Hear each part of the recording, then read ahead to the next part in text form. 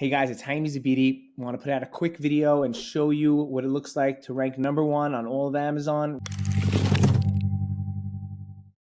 Right here, this term has 15,000 search volume, and you can see over here, we were in the 170th spot 2 weeks ago on February 23rd. Now it is March 8th. We are #1. We hit the first spot. We're not even sponsoring on this term. And over here, you can see the same thing. Everything going up from 179 to number 25, from 63 to number 2, from 221 to 94, from 141 to 36. Everything is going up and improving in the right direction. That's what it should look like on your Helium 10. If you don't see everything in an upward trend, then that means somebody else is taking your positions and they're ranking and you're not, because they're going up, so they need to push you down to fit there. So if you'd like to learn more about what I do, you can reach out to me via email. And if you're going to be in Vegas next week at the Prosper, I'm getting a booth, 1204. Please stop by. I'd love to show you some great things that I've been working on, and maybe we could work together. Thank you guys for watching. Have a great day.